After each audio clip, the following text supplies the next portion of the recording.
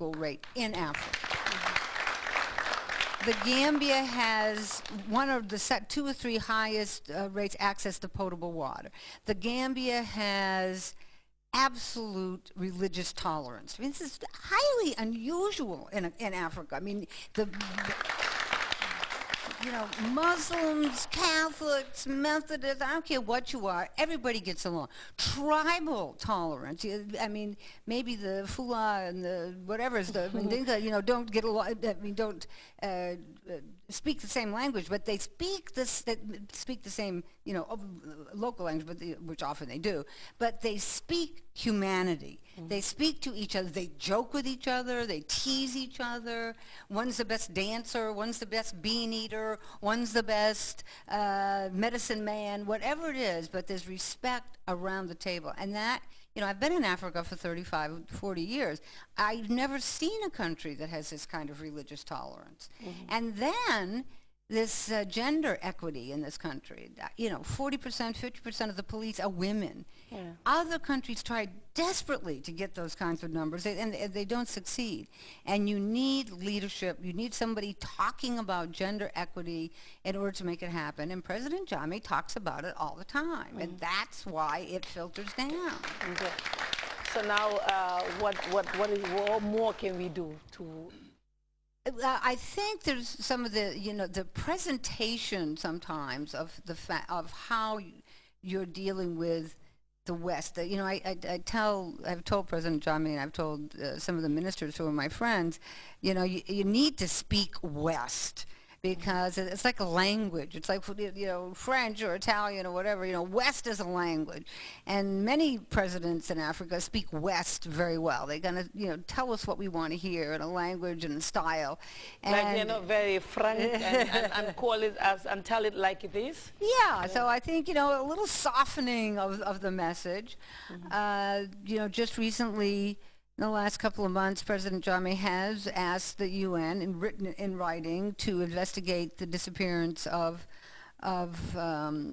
Chief Mane and the death of Haidara. And, you know, he wants the truth to come out. I think that was a wonderful gesture to the West, that yes, we do want someone, an independent body, to come in here and look at this and tell us what happened. Those kind of gestures are extremely popular with the West.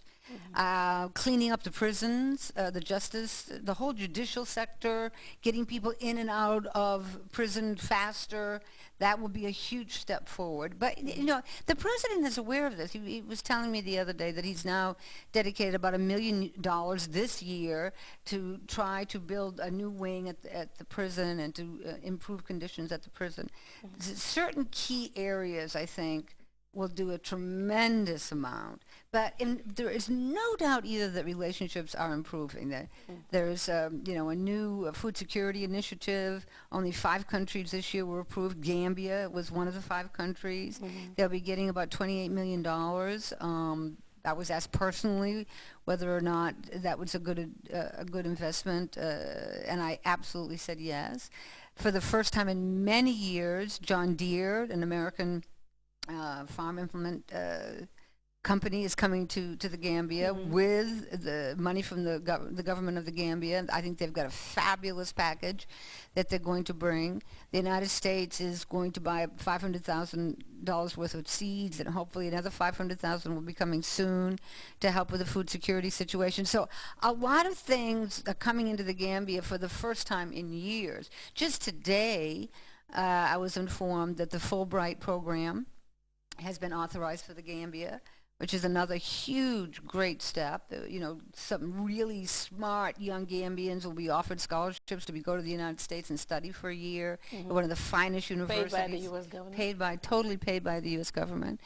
For the first time ever, we're going to select one, I think it's one this year, but maybe more if they're successful, to go to all 4 years to West Point, to one of our finest military academies, fully paid for by the United States government.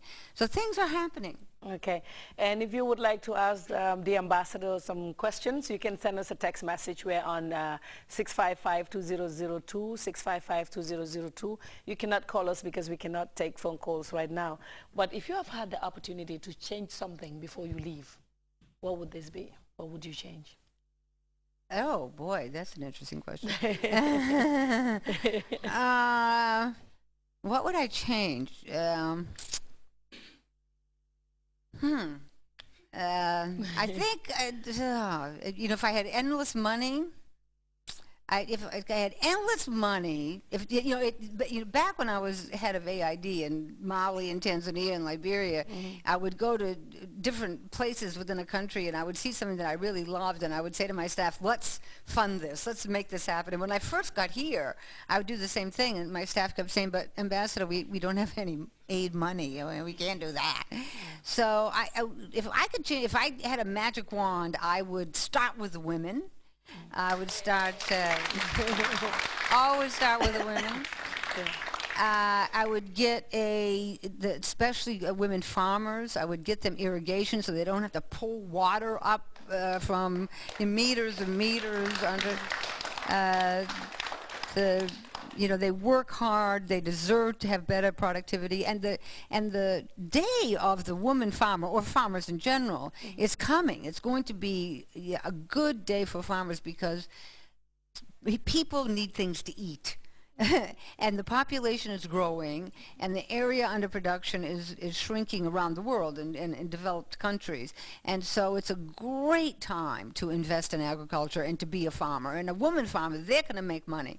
And you put money in the pocket of a woman, it's transformational. Okay, I can see you calling us right now. We cannot take phone calls, but you can send us text messages instead. And we're on 655-2002. I'm here talking to Her Excellency, the outgoing U.S. Ambassador. She's going to Haiti. She's going to be leaving us next week? It's Saturday. Oh, this Saturday. Yeah. That's fast. She's leaving Saturday to go to Haiti, and we'll have a new U.S. ambassador. But right now we have people here who have worked with the ambassador before. Let's give them an opportunity to tell us how it is working with her. Yes, who has the mic up there? Do you want to start? Okay, you can give to Nene because she talked about women. Yes, Nene. Yes. I think Her Excellency has already achieved greatness here in the Gambia here. You've contributed immensely to our socio-economic development. You've contributed immensely to women and the cause of women. I'm coming from FLAG, Female Lawyers Association. We currently have a project funded by the U.S. Embassy. Under her direction and leadership, we've not only have they helped us set up our secretariat. I mean, this is from the grassroots because we're fairly new. And not only have they done, have the embassy done that, they've consistently helped us build capacity. We're currently having a series of sensitization programs on the Women's Act, which is a very innovative act, which Her Excellency loves. She's very active. This is a woman here. I mean, I came from court, and I was in the office when I was called to come. Couldn't get anybody else to come, but when I was told that she's leaving in 2 days' time, I said, I have to come. I've not had lunch yet. So that shows how much we appreciate her and her help, her drive.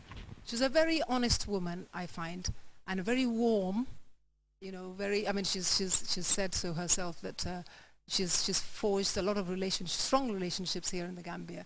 We hope the next ambassador will follow your footsteps and really integrate into the country and really help build up capacity across not just NGOs but across society at large. And we wish you all the best in your next endeavor. We have lost, we feel, but hopefully you will keep in touch, and all the best to you. Thank you. On behalf of FLAG and all the women of this country, we thank you very much. And I just remembered one quote you said at one of our seminars on gender-based violence, that any man who hits a woman has given up his right to be a man. Exactly. I read I that and I think, love that too. I love that. We remember you for that. Thank you very much. Well, thank you, Nene. And Omar Diba from Gamkotrap is saying, say a big thank you to the ambassador on behalf of the entire women's rights organization. She's been phenomenal. And that's from Gamkotrap. Yes, Yari, you wanted to say something? Yes.